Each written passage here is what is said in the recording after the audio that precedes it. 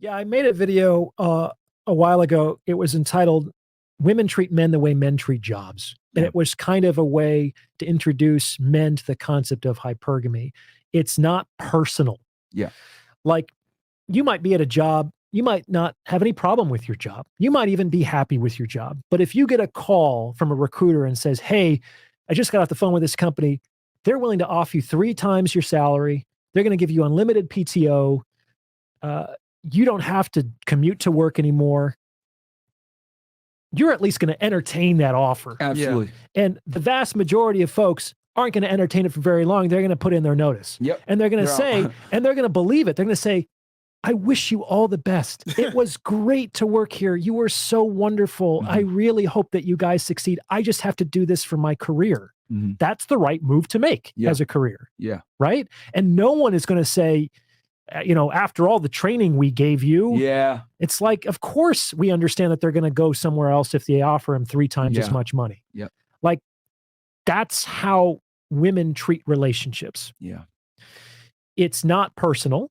It's what man offers the most compelling, complete salary package. That comes back to your rationality that you described earlier. Exactly. Yeah. And it's not just money. Like, I know women, for example, who will take a pay cut if it means that they have more flexibility with their hours, or they don't have to commute. So I have another metaphor that it's like, it's the cat that decides what milk is good. You can't be pouring out milk and be like, "Cats should like this milk." It's like, if there's no cats drinking your milk, dude, that milk ain't good. The cat decides what milk is good. Yeah.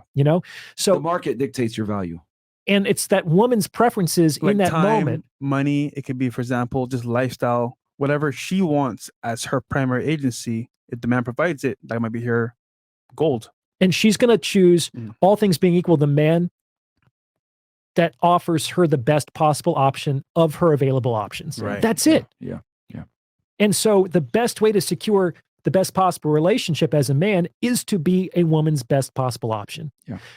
This is the other flip side of it. It's like, most guys know what it's like to have shitty jobs. Yeah. Like we were talking earlier, it takes about 10 years to build anything, right? Now, you might have dealt with low-paying jobs or disrespectful bosses or overbearing colleagues. And imagine after 10 years, you actually land a job where the salary's good and you're doing something meaningful and you like your colleagues and you're excited to go to work. You're not going to do shit to rock the boat in that situation, especially because you know what the job market is like out there. Yeah. You could lose this job. It's probably not going to be a step up. Yep. Women know what's out there.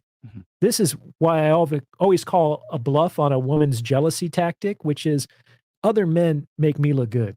You know what I'm saying? I have nothing to fear from the average dude out there. Yeah. Go and see for yourself, sweetie. Don't, no skin off my back.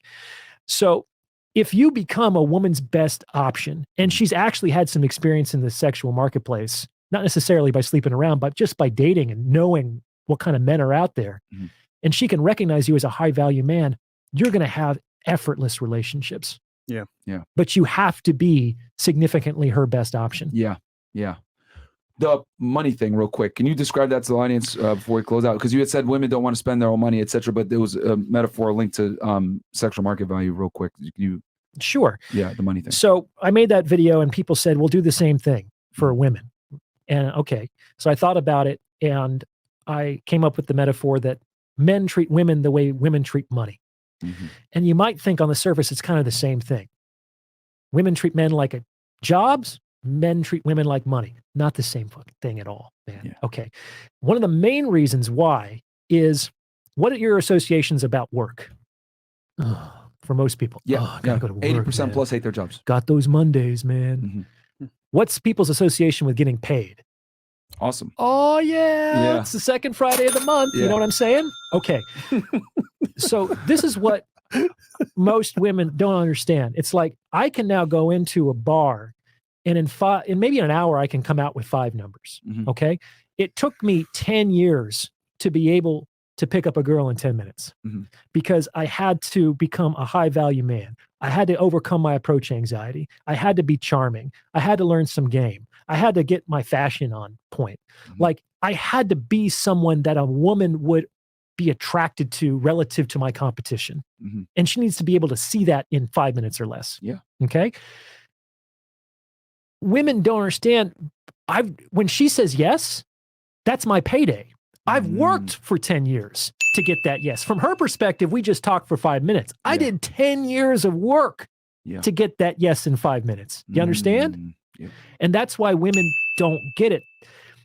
We do all of that in order to get access to them. Yeah. So when we get it, it's payday. We don't think we got to do anything more. What kind of relationship goals do most men have? They're just happy to be there most of the time. You know what I'm saying? Simple. Because it's like, finally, I got the girl. Women have no idea of how hard it is for the average man to get a woman. Versus it's just the beginning for the woman. Yeah. You know what I'm saying? And she might get frustrated, like, where is this? It's like, dude, I just put in a decade of work. Can we just chill here for a while? Yeah. You know what I'm saying? So that's one way, is that men have to earn their sexual opportunity.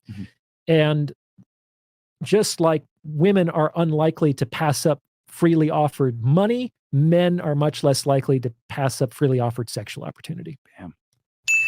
Another part of this metaphor is, if we're talking about money and you went to your financial advisor, do you think he would ever under any circumstances say you need to invest all of your money into one stock? No, absolutely not. That would be ludicrous. Stupid, yeah. It would be stupid. So a lot of men, let's say, diversify their portfolios.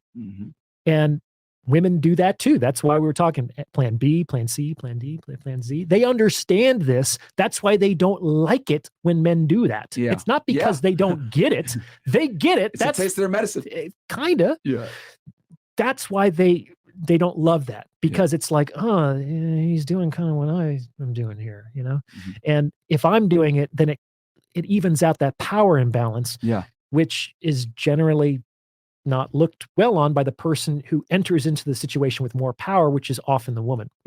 Yeah. Does that make sense? They're used to being in the driver's seat. But it's ironic because it's like, that's what gets them attracted to you, is that you can kick them off the driver's seat and you're in it, which is interesting. It's a fine line, man. It's like, it's almost impossible to walk that line. You know, women want a guy who's confident but not cocky. It's like, okay, you're just walking on the razor's edge. And that's just one of, you know, 100 examples I could give. Damn.